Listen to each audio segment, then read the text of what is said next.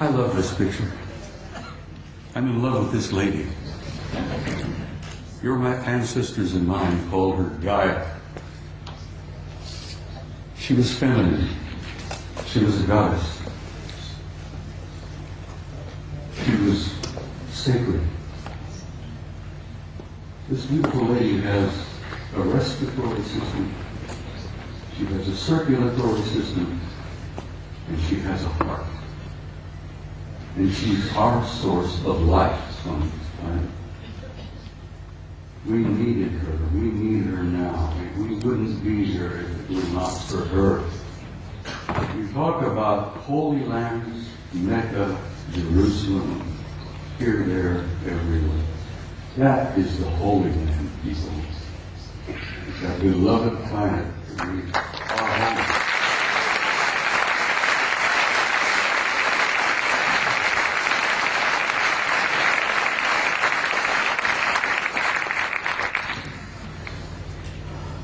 Next picture, please.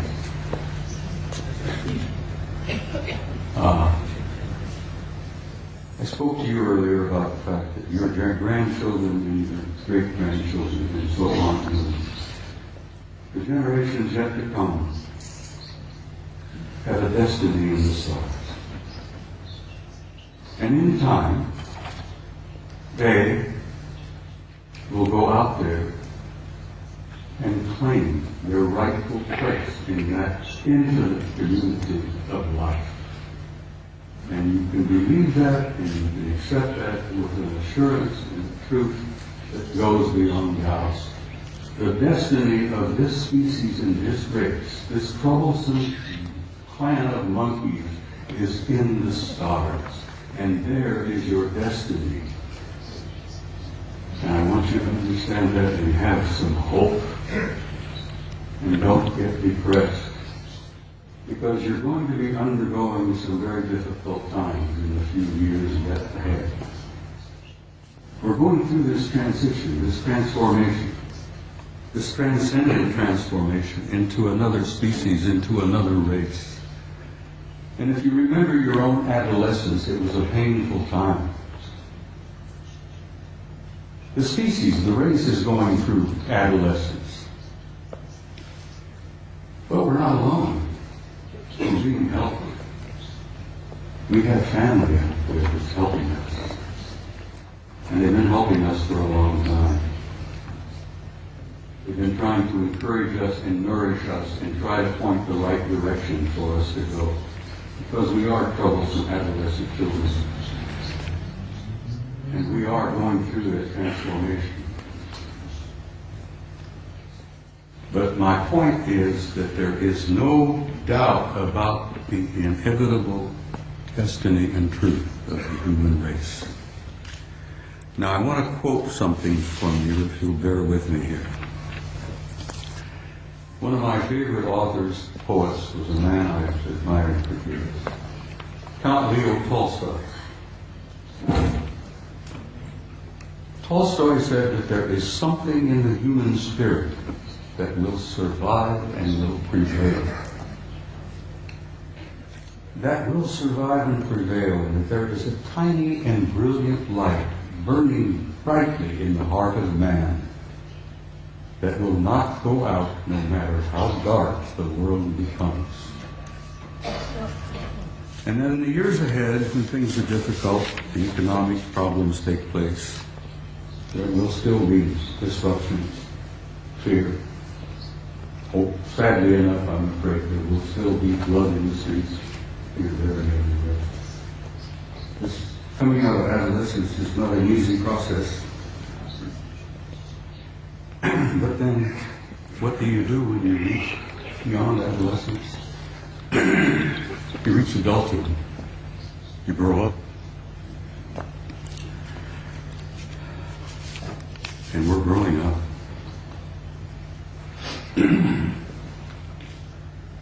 Well, ladies and gentlemen, my journey is coming to an end. But for many of you out there, your journey has just begun. And I want to say something to you before I leave the stage this afternoon.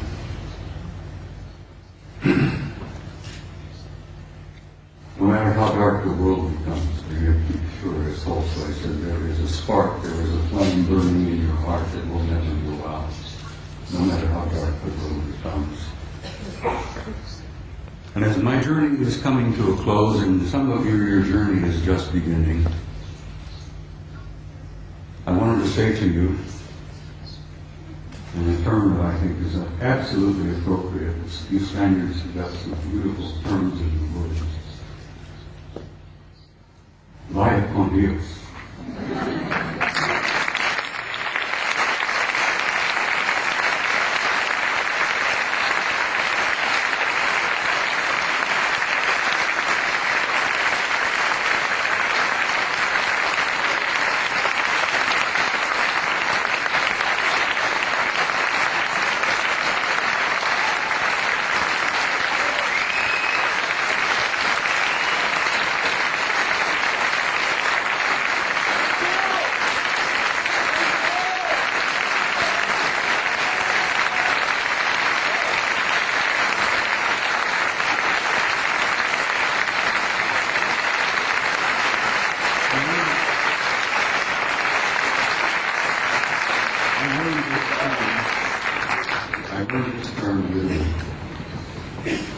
I've never been to Spain before. Italy is one of my places one of my favorites.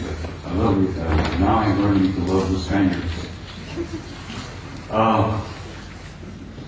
In Italian, I learned to say this, and I will say it to you, and I understand you know the meaning of it, but it's very small.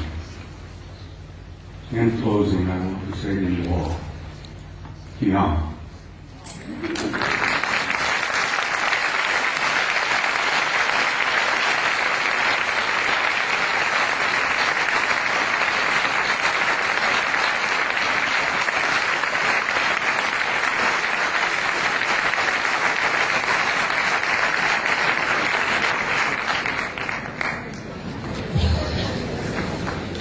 Bien, ha llegado el momento del descanso. Sí quería comentarles que justo... I'm Carrie Cassidy from Project Camelot. Oh. This is Henry Deacon. You need a microphone if you want to... Henry has something he wants to say to Bob.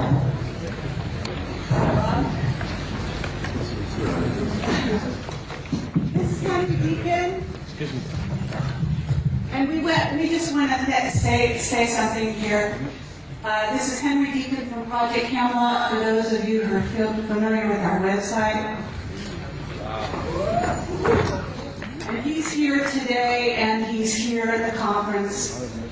He has something he'd like to say to Bob about Mars. I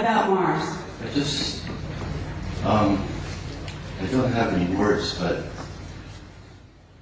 Bob has expressed everything that I would have said. I can confirm it because I've been working in top secret for 30 years, and above top secret. We've shared a common background, but I just met him recently here. And I can only say that, yes, there's life on Mars, there are bases on Mars. I've been there. And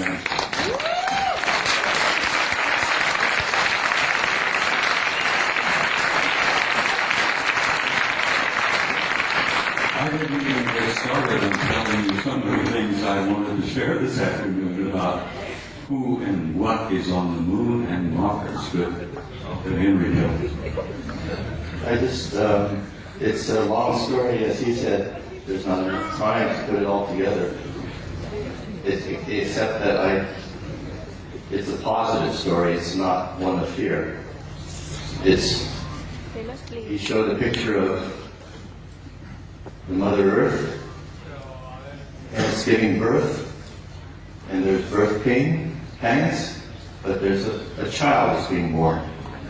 And just forget about the fear, because that's just a really temporary thing. There she is.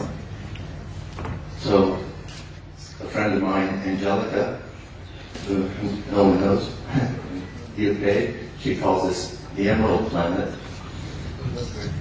And it's alive. Yes, it's very much alive. We're a part of that life form, and it spreads. The life spreads throughout this whole galaxy. And the rest of our family is watching and waiting and helping quietly behind the scenes.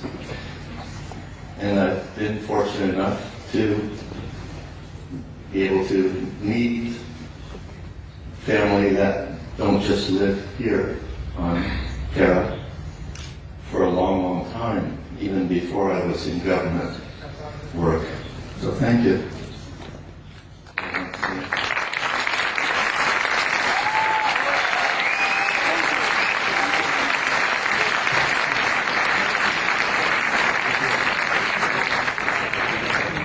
Ladies and There's gentlemen, no, am I still broadcasting? Henry Deacon, for those of you who don't know. Am I still broadcasting here? It's still here? I'm going to ask. I was going to share